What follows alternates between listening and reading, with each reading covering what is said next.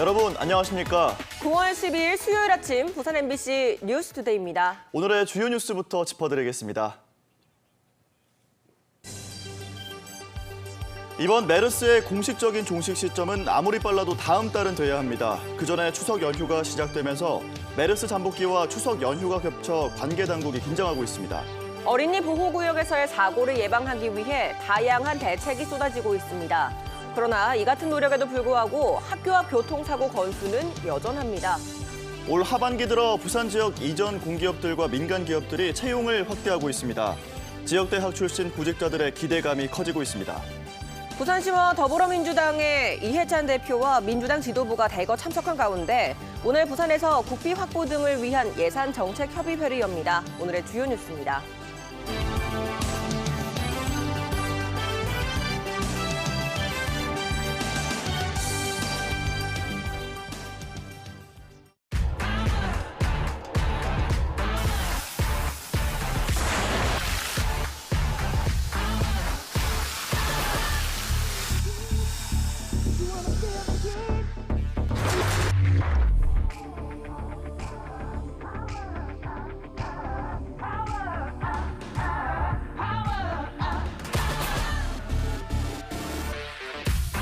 The New Avante.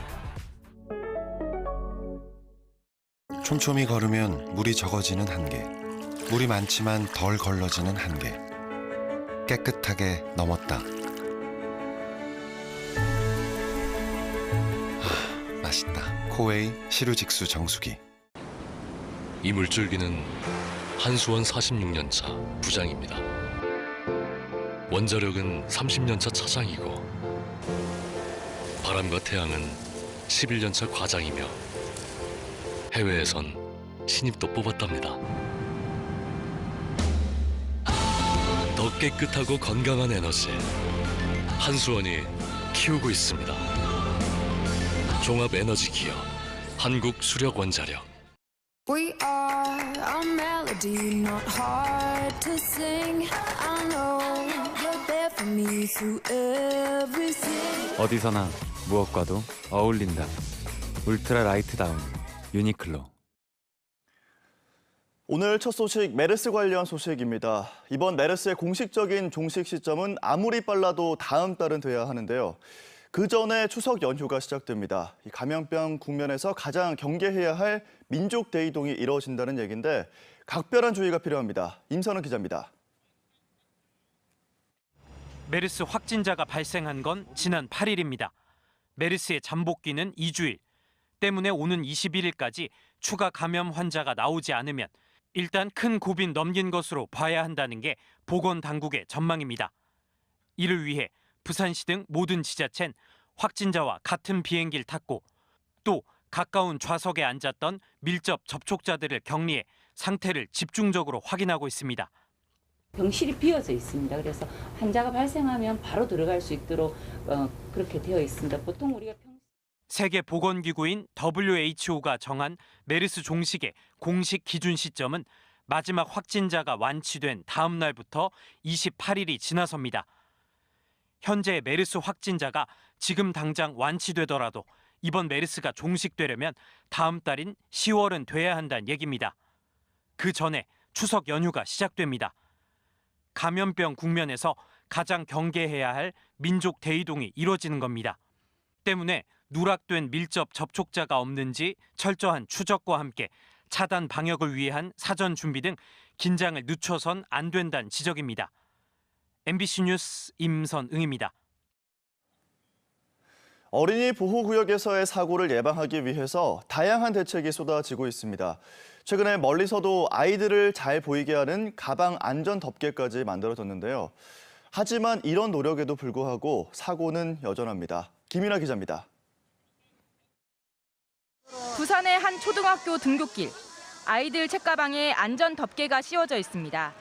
형광색이라 멀리서도 눈에 잘 띄고 제한 속도인 숫자 30이 표시돼 있어 운전자가 자연스럽게 속도를 낮추게 됩니다.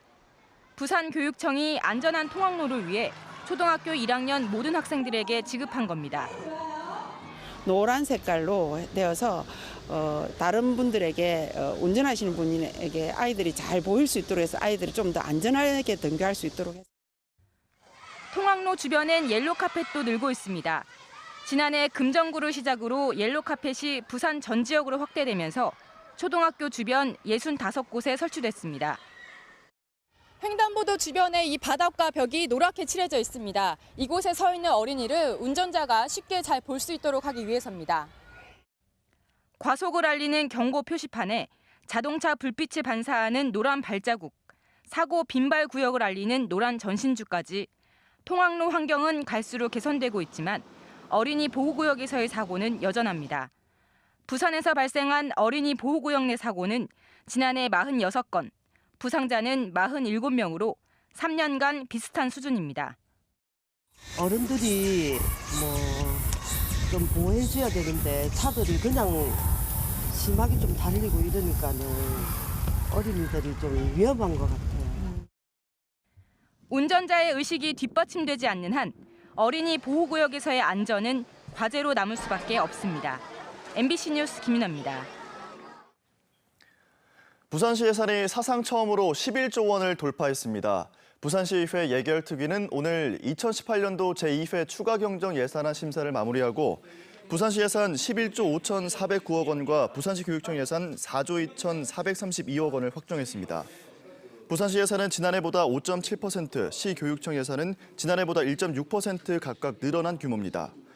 부산시 전체 예산 가운데 가장 큰 비중을 차지하는 것은 사회복지 예산으로 전체의 34%인 3조 9,495억 원이었고 그 가운데 기초생활보장 예산이 1조 3,585억 원으로 가장 많았습니다. 부산시의회는 오늘 임시회 본회의를 열어 부산시와 시교육청 추경 예산안을 통과시킵니다. 올 하반기 들어 부산 지역 이전 공기업들과 민간 기업들이 채용을 확대하고 있습니다. 지역 인재를 정책적으로 우대하는 경우가 많아서 지역 대학 출신 구직자들의 기대감이 커지고 있습니다. 민성빈 기자입니다. 기술 보증 기금이 올 하반기 역대 최대 규모인 117명을 한꺼번에 채용합니다. 지난해보다 43명을 더 선발하면서 비수도권 인재를 상당수 뽑을 예정입니다. 이제 117명 채용 규모 중에 부산 지역을 포함한 비수도권 지역 인재를 35% 이상 채용할 계획입니다. 그래서 부산 지역에 있는 지원자분들도 많이 지원해 주시면 좋을 것 같습니다. 하반기 들어 한국거래소와 주택금융공사도 각각 47명과 10명에 대한 채용 절차에 착수했습니다. 또 예탁결제원과 자산관리공사, 주택도시보증공사와 남부발전 등 부산 이전 공공기관 대부분이 지난해보다 규모를 확대해 채용에 나설 예정입니다. 이전 공공기관들은 의무적으로 부산 지역 인재를 18% 이상 채용해야 합니다. BNK그룹이 하반기 220명을 뽑기로 하는 등 공공부문뿐 아니라 민간 부문에서도 하반기 들어 채용이 활발히 진행될 예정입니다. 특히 부산에 본사를 둔 중견 자동차 부품 생산업체인 성우하이텍은 지난해 채용을 하지 않았다가 올해는 대거 120명을 선발하기로 했습니다.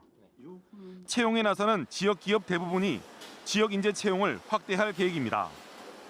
우리 향토 기업으로서 나름 사회적 책무를 다하고자 부산, 울산, 경남, 특히 부산 쪽의 학교 졸업생들을 좀 우대하고 있습니다. 갈수록 취업문이 좁아지는 상황에서 모처럼 지역대학 출신자들에게 반가운 훈풍이 불고 있습니다. MBC 뉴스 민성빈입니다. 일제강점기 울산 출신의 강제징용 피해자 수가 확인된 것만 6천 명이 넘습니다. 울산의 양대노총이 내년 3.1절 백돌에 맞춰서 일제시대 강제징용 노동자상 건립을 추진하기로 했습니다. 서하경 기자의 보도입니다. 일제강점기 일본 하시마 섬에서 석탄을 캐며 혹사당한 강제징용 노동자. 일제강점기 조선인들의 강제징용 문제를 세상에 알렸습니다. 국가기록원의 일제강점기 피해자 명부에서 확인된 울산 출생 강제징용 노동자만 6,313명입니다.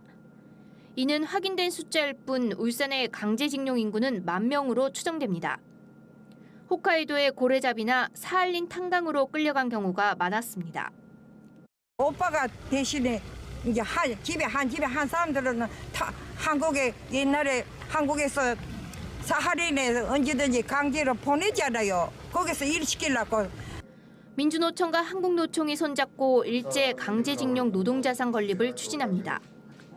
강제징용 노동자상은 지난 2016년 3천여 명의 조선인 노동자가 노역에 시달렸던 일본 도쿄 인근 만강 광산에 처음 세워진 이후 서울과 부산 등에 들어섰습니다. 3.1절 100주년이 되는 2019년 뜻깊게 기념하고 노동자 도시 울산에서 강제징용 노동자상을 시민과 함께 세울 것입니다. 내년이면 3.1절 100주년을 맞이하지만 울산 출신의 강제징용 규모가 어느 정도인지 파악조차 안 되고 있습니다. MBC 뉴스 서하경입니다. 오늘 부산은 대체로 흐리고 낮에 적은 양의 비가 오는 곳이 있겠습니다. 내일과 모레도 가끔 비가 내리면서 낮 기온이 크게 오르진 않겠습니다. 자세한 날씨 정민경 기상캐스터입니다. 오늘 부산과 울산, 경남 남해안은 낮 동안 비가 오는 곳이 있겠습니다. 비의 양은 5mm 안팎으로 적겠습니다. 다만 토요일 오전까지 비가 오락가락하겠는데요. 많지 않은 양의 비가 예상되지만 비가 내리는 날이 길게 이어지는 만큼 작은 우산 하나 챙겨 다니시는 게 좋겠습니다. 현재 부산은 20도 안팎의 기온을 보이고 있습니다. 낮 기온은 어제와 비슷한 26도까지 오르겠고요. 비가 내리면서 내일의 한낮 기온은 24도 선에 머물겠습니다. 다음은 위성 영상입니다. 오늘은 제주도 남쪽 해상을 지나는 기압골의 영향으로 흐린 하늘 보이고 있는데요. 동풍이 불어들면서 곳곳에 빗방울이 떨어지겠습니다. 요즘 경남 내륙 지역은 일교차가 10도 이상 크게 벌어지고 있습니다. 진주의 아침 기온은 16도 선까지 떨어졌고요. 한낮 기온은 부산과 거제가 26도, 양산은 27도까지 오르겠습니다. 동해와 남해상에 내려졌던 풍랑주의보는 현재 해제된 상태입니다. 다만 오늘 오전까지 남해 동부 먼바다에는 최고 4m의 높은 물결이 일겠습니다. 토요일 오전까지는 곳곳에 비가 내리다가 오후에는 차차 맑아지겠고요. 비가 내리는 동안 낮 기온은 크게 오르지 않겠습니다. 점차 서늘해지는 날씨에 건강관리 잘하시기 바랍니다. 날씨였습니다.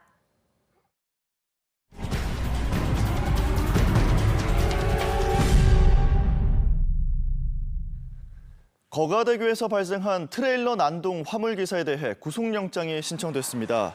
강서경찰서는 어제 새벽 만취 상태로 25톤 트레일러를 몰다 순찰차와 가드레일 등을 들이받고 가다서다를 반복하며 5시간가량 출동한 경찰관을 위협한 혐의로 57살 김모 씨에 대해 구속영장을 신청했습니다.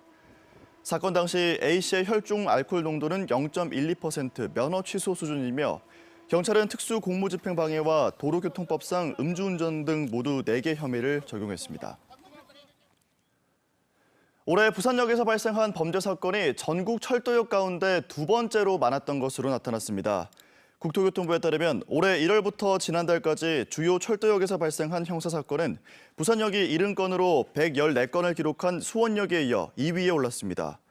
범죄 유형별로는 성폭력 사건이 685건으로 가장 많았고 절도가 239건, 폭력 183건 순이었으며 철도 범죄 행위는 지난해 1951건으로 최근 4년 동안 계속 늘고 있습니다.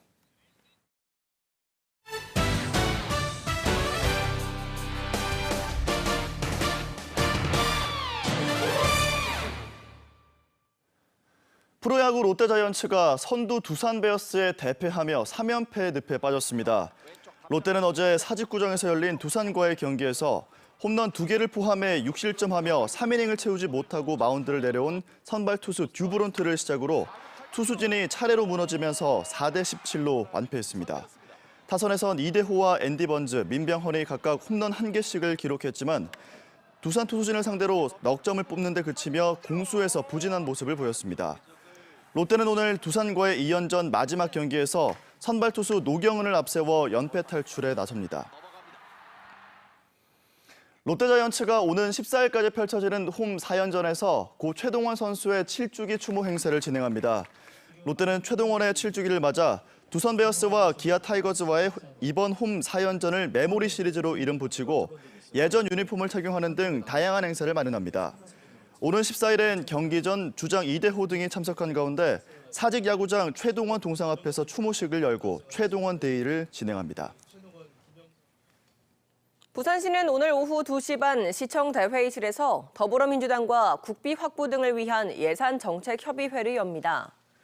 이번 회의에는 더불어민주당 소속 부산지역 국회의원과 이해찬 대표, 윤호중 사무총장 등 민주당 지도부가 대거 참석합니다. 부산시는 경부선 철도 지하화와 부선 복합열사 개발 사업, 도시철도 노후시설과 전동차 교체, 도시철도 무임 승차 손실 지원 등을 건의할 예정입니다. 부산시는 특히 이해찬 대표가 밝힌 공공기관 2차 지방 이전과 관련해 금융과 해양, 영화 영상 분야 공공기관의 부산 이전을 적극 건의할 예정입니다.